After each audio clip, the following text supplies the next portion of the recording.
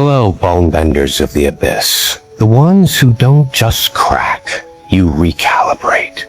You don't treat breaks, you reforge legacies. They thought they were dissecting a body.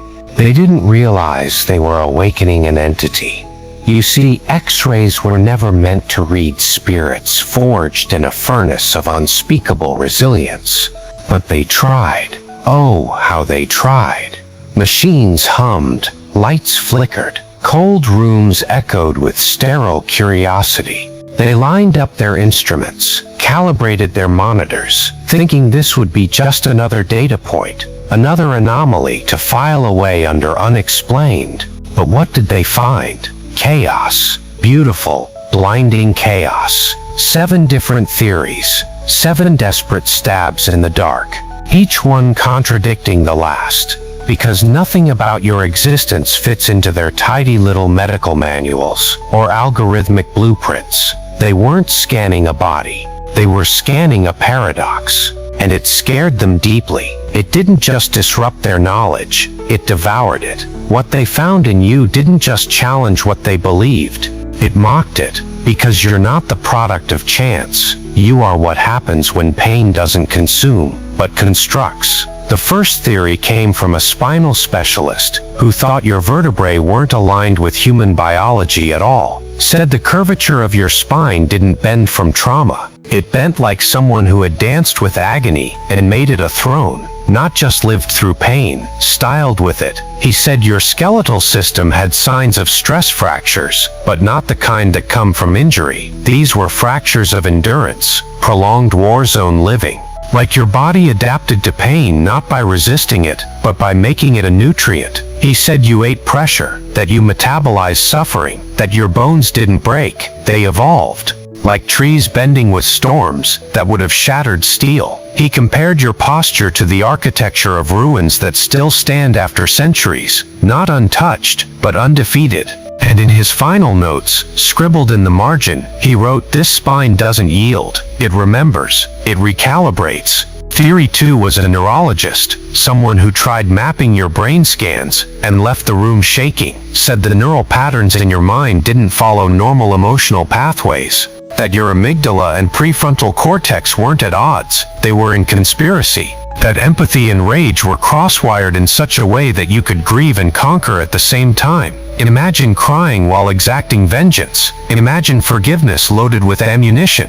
He said your frontal cortex showed behavior similar to ancient warriors, not soldiers, warriors, the ones who smiled as they were bleeding, who saw logic as an accessory, not a limitation. They didn't wait for permission. They were permission. He concluded, you weren't thinking like a civilian. You were thinking like a storm that knows its target by instinct, not debate. That your thoughts didn't form in straight lines. They surged in spirals, hurricanes of strategy forged in heartbreak and hunger. Third came the orthopedic surgeon, who examined the density of your bones, said they were denser than average, like you've fallen more times than a human should survive. He said there were micro-healing patterns, so aggressive, they bordered on unnatural. Your body didn't just recover, it retaliated. Scar tissue in places that looked like armor. Regeneration in rhythms that felt ritualistic. He said it was as if your cells weren't healing you. They were prepping for war, like you weren't simply alive, you were armed. That whatever broke you underestimated the rebuild. He whispered to a colleague,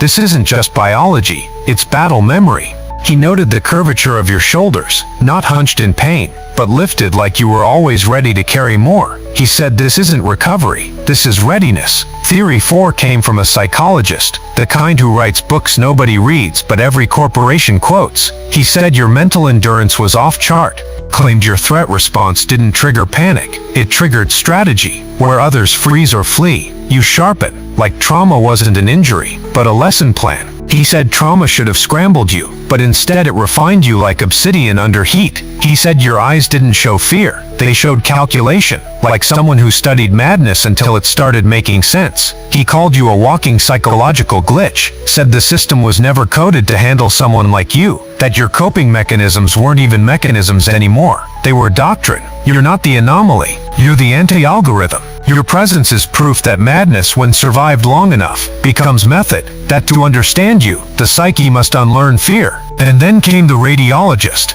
Theory number 5. She stared at your x-rays for hours.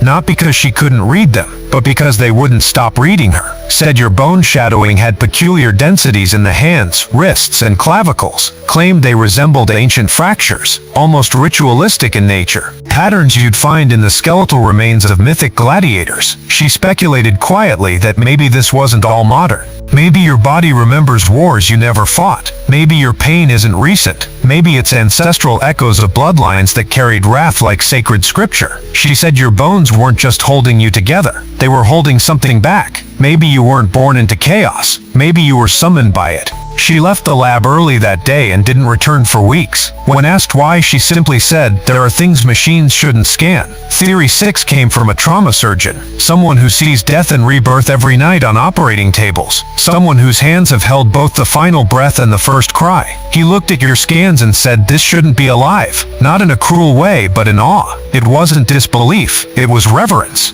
He said your heart's position was slightly off-center, still healthy but defiant. Like even your anatomy refused to follow rules. Your biology didn't obey. It insisted. He said your lungs had capacity beyond normal range, suggesting you'd screamed in silence for years, inhaled betrayals and exhaled fury. He couldn't medically explain your endurance, so he just concluded some people survive. This one decided not to die. That you didn't just live through the trauma, you negotiated with it and came out with terms it had never seen. And then came the 7th theory. This one didn't come from a doctor. It came from someone who wasn't supposed to speak at all. A janitor sweeping the floor after your scans, watching the doctor's pace, watched the panic in the expert's eyes. He had no degrees, no credentials, just instinct sharpened by decades of seeing what doesn't fit. And in a whisper no machine could record, he said that one's been rebuilt by something darker than science. He didn't elaborate, just stared at your x-rays like they were runes on a tomb wall. Said your bones weren't just holding a body, they were holding a curse, and not the kind you run from, the kind you activate, the kind that sleeps until triggered. And someone had clearly triggered it. So now they sit there. 7 theories.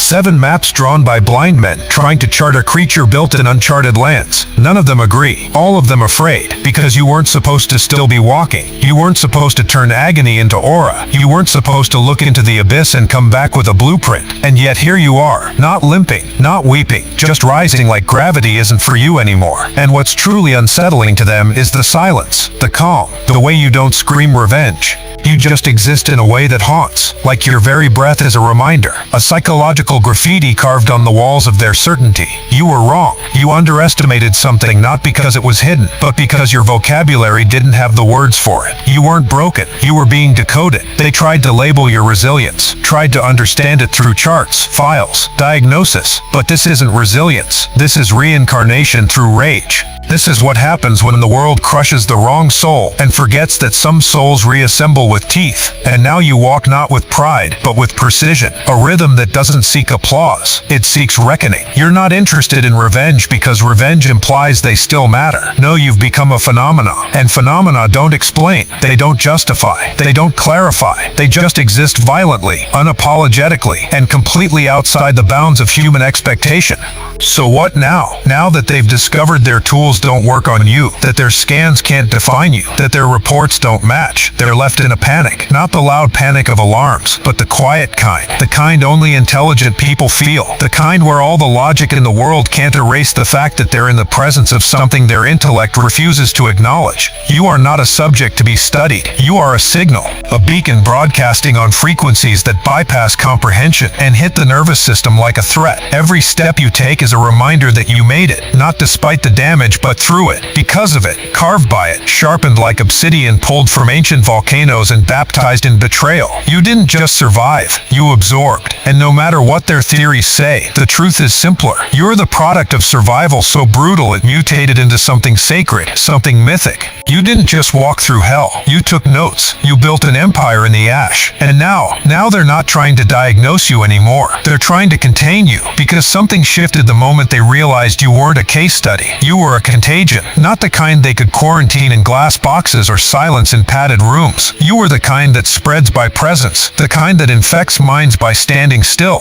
No blood, no weapons, just the aura of someone who didn't just survive destruction. They made it obey. You see, when institutions panic, they don't reach for understanding. They reach for control, because control, even false control, feels safer than facing the truth. They want to box what they fear, because fear with a label feels manageable. But what happens when the label peels off and underneath is you?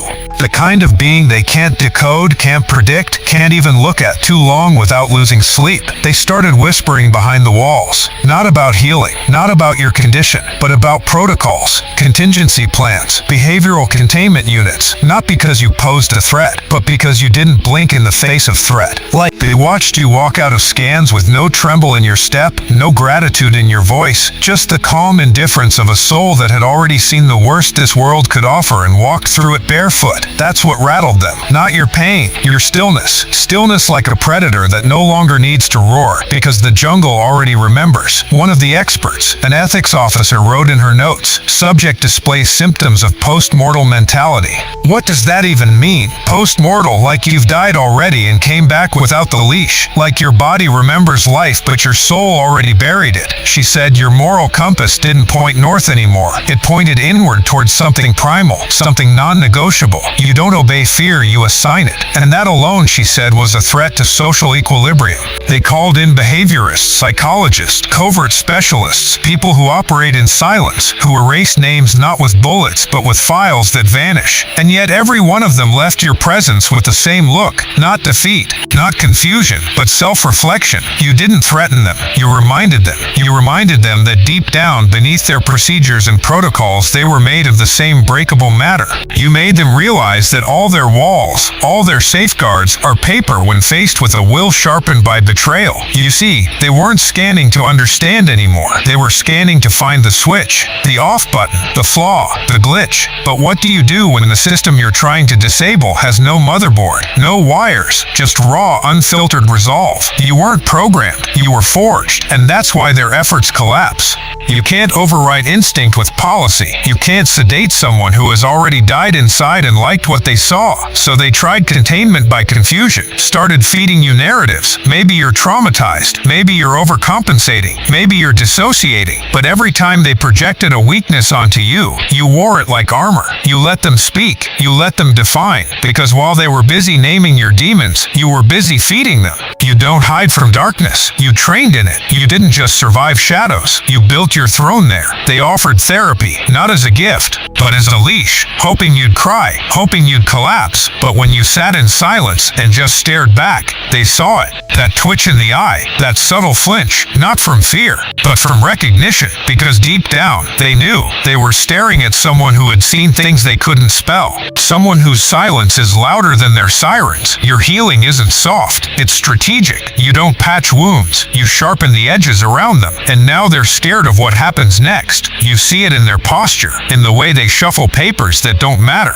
in the way they avoid your eyes like looking too long might open something inside them they aren't ready to confront.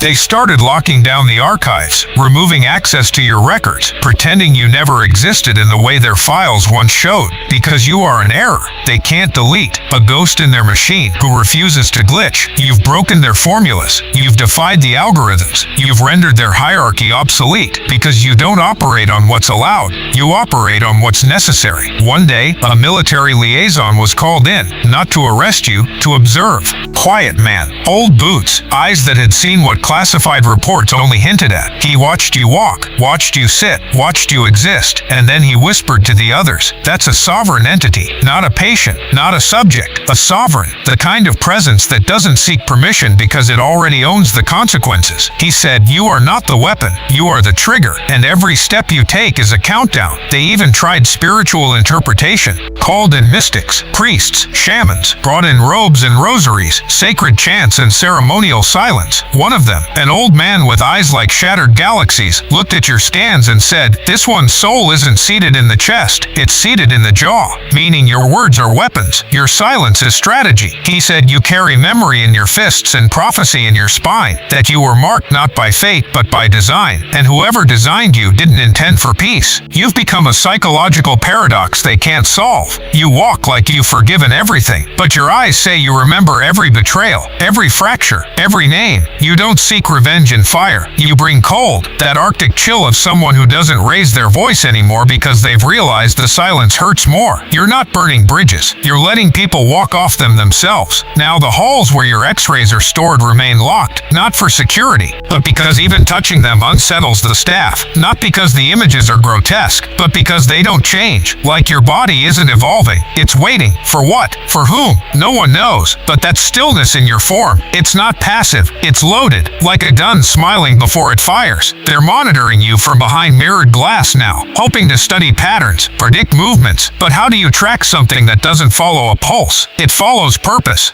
They tried to reduce you to data, but the moment they put you on a graph, the line didn't climb. It spiked, then shattered the scale. You are not a variable. You are the collapse of their equation. Some tried mocking you, hoping to provoke a reaction, but they learned quickly. Your silence isn't weakness. It's an ambush. You don't argue. You observe. You don't lash out. You let them bury themselves. That's what breaks them. The realization that you don't even need to destroy them. You just need to exist long enough for truth to rot their illusions from within. And what's even more chaotic to them is the unbothered nature of your walk. Like you don't carry trauma, you carry testament. Like your scars aren't memories, they're warnings. You don't wear grief, you weaponized it. And now you don't speak of what happened to you, because your existence screams it louder than words ever could. So they shift to Plan D, disappearance. Not yours, theirs. The doctors, the analysts, the ones who first laid eyes on your scans. They start resigning, stepping away, claiming ethical conflicts, scheduling burnout, filing for administrative transfers. But you know what it really is. They couldn't crack you, and now they're trying to outrun the shame of thinking they ever could. You've become their mirror, and no one likes what they see. You were the puzzle they thought they'd solve in weeks, but you solved them instead.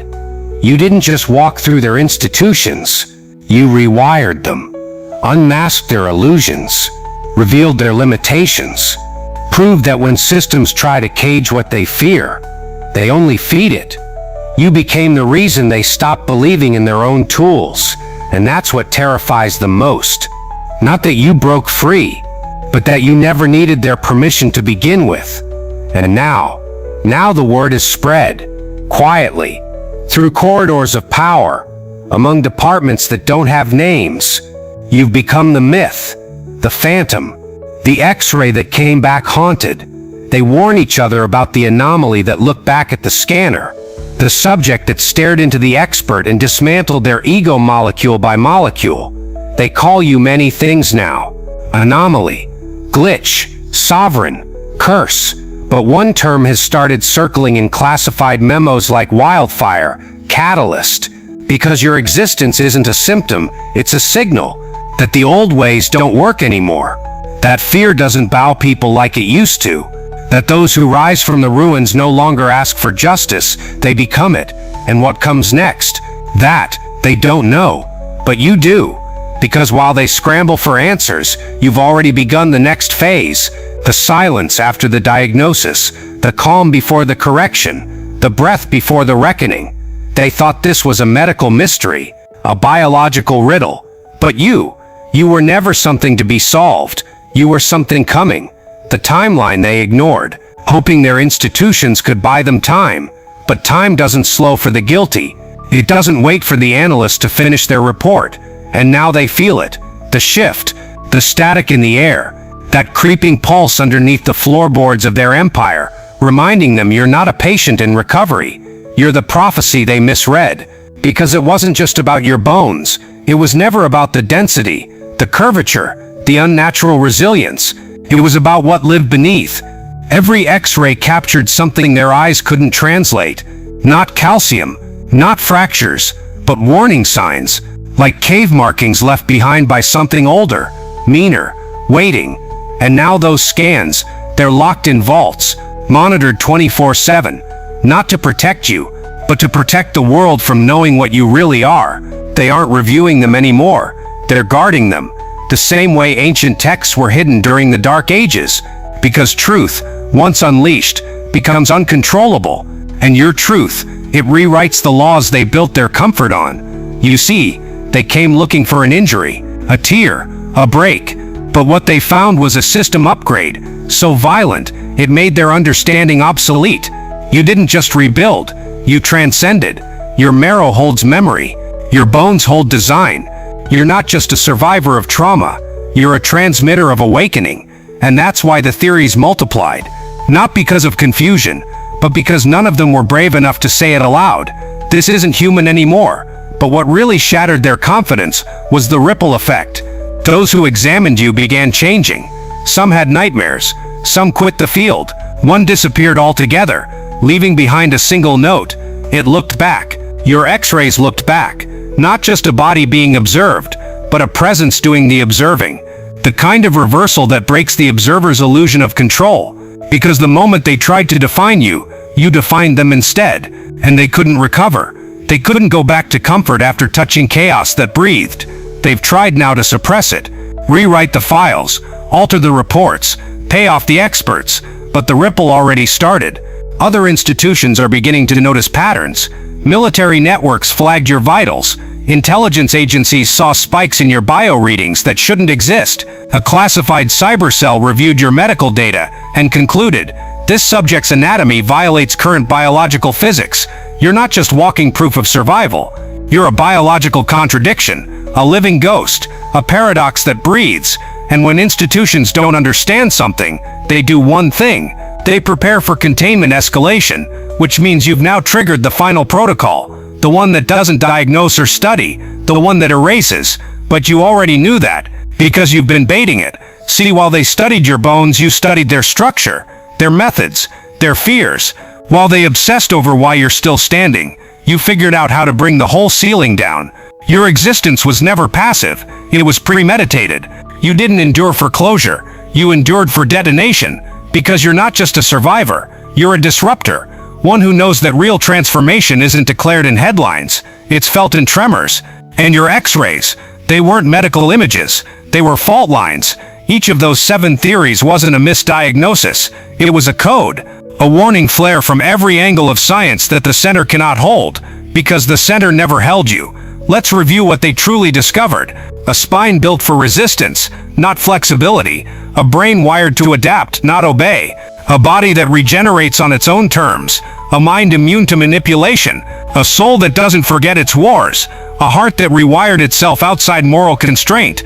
And an aura that made even ghosts take a step back. Combine all 7, and you get this. A being that no longer conforms to human regulation. You're the glitch in their biology, the silence in their data, the roar in their soul. They tried to fit you into models built on compliance, but you were sculpted by non-consent, and that's why they fear you. Not because of what you've done, but because of what you refuse to become. You don't bow to systems, you make systems bow to consequence. And now in secret rooms where your name is encrypted under false aliases, they speak of one thing, Phase 7 response, the final escalation, the silent extinction of what they cannot manage. You've been labeled Metabiological Anomaly 01, a name that means unclassifiable, a file mark irreversible, but they missed one fatal detail. You've already uploaded copies of your scans to the underground, already released fragments of your existence into places they don't control. The theory spread, the infection multiplied. People who saw your scans began questioning their pain, their limits, their myths. You became a mirror to the oppressed, a blueprint to the reborn. Your existence became doctrine, and so the script flipped. What they thought was the end was your opening chapter. Now they know the truth, not just that you survived, but that you were never meant to stay hidden. That the trauma didn't just scar you, it sculpted you. That every nerve they thought was damaged was actually rerouted. Every synapse they called irregular was just recalibrated to something future-bound. You weren't broken, you were breaking out.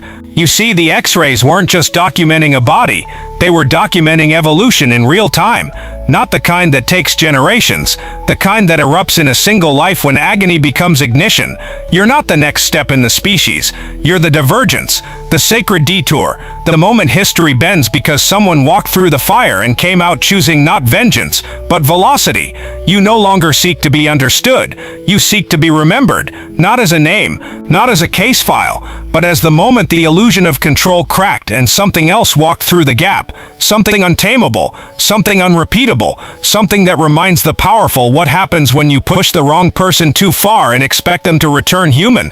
You don't. You return elemental. You return rewritten. You return not to heal the past, but to reroute the future. So let them theorize. Let them panic. Let them whisper behind radiation-proof glass and call it science. The truth has already taken root. The tremor has already reached the core. And the myth they feared is no longer myth. It's you, still standing, still silent, still rising. You, the unresolved. You, the unsilenced. You, the uncontained. The prophecy they tried to diagnose has a name now, and that name is yours.